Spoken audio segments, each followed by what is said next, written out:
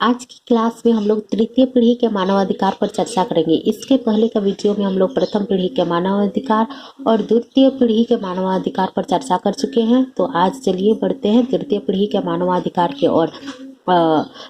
इस पर चर्चा कर लेते हैं। तृतीय पीढ़ी के जो मानवाधिकार है, इनका उद्भव जो होता है 1970 के उपरांत होता है और इसके उद्भव का आधार ही विकासशील राष्ट्र है। और इस दशक में यह विचार उत्पन्न हुआ कि दो पीढ़ियों के मानवाधिकार पूर्णतः व्यक्तिगत प्रकृति के थे, जबकि विकासशील देशों में पर्याप्त विकास के लिए सामूहिक अधिकारों यानी कि ग्रुप्स ऑफ कलेक्टिव राइट्स की आवश्यकता सर्वाधिक है। मुख्यतः इसके अंतर्गत आत्मनिर्णय का अधिकार एवं विकास का अधिकार प्रमुख है।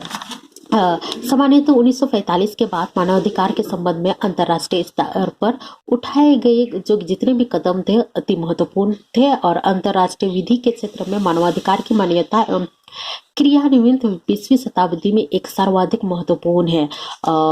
तो चलिए देख लेते हैं आखिर तृतीय पीढ़ी के मानवाधिकार के अंतर्गत क्या क्या रखा गया। तृतीय पीढ़ी के मानवाधिकार के अंतर्गत खासकर विकास के अधिकार यानी कि द राइट ऑफ डेवलपमेंट, इसको मुख्य रूप से रखा गया। तो इसी के बारे में आगे चर्चा कर लेते हैं। संयुक्त राष्ट्र संघ की महासभा ने विकास के अधिकार के घोषणा पत्र को 1986 यानी कि 1986 में स्वीकृति किया गया, जिसे declaration of rights of development यानी कि 1986 की सहम संज्ञा दे देती है, यानी कि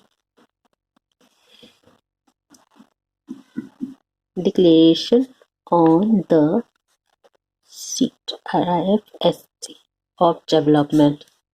सॉरी, हैंडराइटिंग पे नहीं जाइएगा क्योंकि मैंने अच्छा से नहीं लिखा है। 1986 की संज्ञा दी जाती है और इसे महासभा में 41 यानी कि 41 128 प्रस्ताव के द्वारा इसे क्या किया जाता है, पारित एवं अंगीकृत किया गया। और इसके अंतर्गत कितनी 10 धाराएं को रखा जाता है, 10 धाराएं हैं। और 1998 में यानी कि 1998 में संयुक्त राष्ट्र मानवाधिकार आयोग यानी कि UN commission of human rights की सिफारिशों के आधार पर आर्थिक एवं सामाजिक परिषद यानी कि the economic and social council ने एक कार्यदल का गठन किया और इस कार्यदल ने अपनी वार्षिकी बैठक में विकास के अधिकार को स्वीकार करने में सदस्य देशों के प्रयास और उपलब्धि की समीक्षा किया और संयुक्त राष्ट्र के मानवाधिकार उच्चायुक्त यानी कि UN high commissioner of human rights द्वारा नियुक्त एक स्वतंत्र विशेषज्ञ ने विचार विमर्श के लिए तथा इस अधिकार के क्रियान्वयन हेतु एक सिफारिशों के कार्यदल के प्रत्येक सत्र में प्रस्तुत किया है। और मानवाधिकार उच्चायुक्त उन देशों को उच्चायुक्त यानी कि UN high commissioner of human rights, ठीक है। तो उच्चायुक्त उन देशों की तकनीकी सहायता देता है जो अपने नागरिकों के विकास के अधिकार को क्रियान्वित करने के लिए कार्यदल की सहायता चाहते हैं। और विकास के अधिकार के मूल सिद्धांत का सार इस प्रकार है। यह अधिकार सभी लोगों का क्या करता है, अपने प्राकृतिक संसाधनों पर पूर्ण प्रभुत्व की अभिन्न अधिकार को स्वीकार करता है और यह अधिकार व्यक्ति एवं राष्ट्र दोनों के लिए हितकर एवं अपरिहार्य है। साथ ही साथ इसमें किसी प्रकार का भेदभाव नहीं होना चाहिए और विकास की प्रक्रिया में पारदर्शिता भी होनी चाहिए और कर्तव्यबद्ध को अपने काम के प्रति जवाबदेह बनाना चाहिए और विकास के मामलों में निर्णय लेने की एवं कार्यान्वयन की प्रक्रिया में लोगों की सूचना संपन्न भागीदारी होनी चाहिए और विकास के अधिकार का लाभ सबको न्याय संगत रूप से मिलने चाहिए। और यह उल्लेखनीय है कि विकास की जो प्रक्रिया है ऐसे ही जिसके अंतर्गत सभी मानवाधिकार समान रूप से साकार हो। विकास के अधिकार में प्रगति का दावा उन परिस्थितियों में नहीं किया जा सकता है जहां एक या अधिक राजनीतिक अधिकारों का हनन भी हुआ हो या फिर एक अधिकार की पूर्ति के लिए अन्य अधिकारों पर अंकुश लगाया गया हो, जैसे स्वास्थ्य के अधिकार को पाने के लिए शिक्षा के अधिकार को दरकिनार कर दिया गया हो।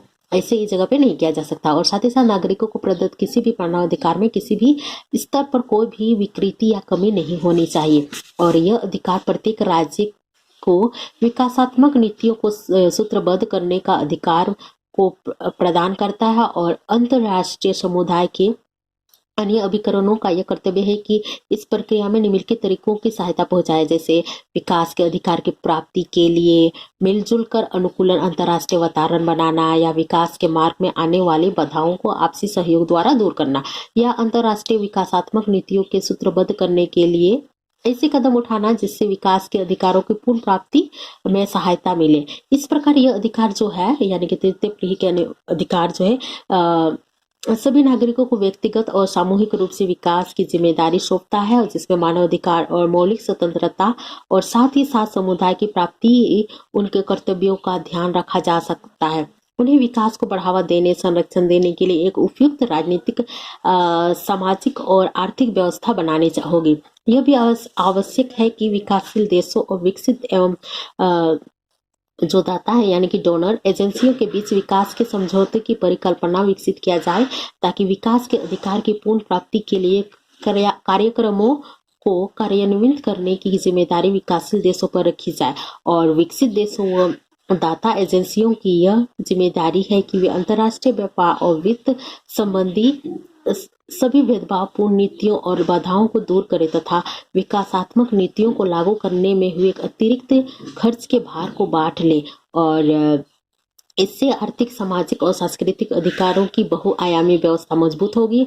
और साथ ही साथ एक महत्वपूर्ण और स्वतः सिद्ध स्पष्ट बात यह है कि ये विकास का अधिकार अपने आप में नागरिक और राजनीतिक अधिकार के कई पहलुओं को भी समेटे हुए हैं।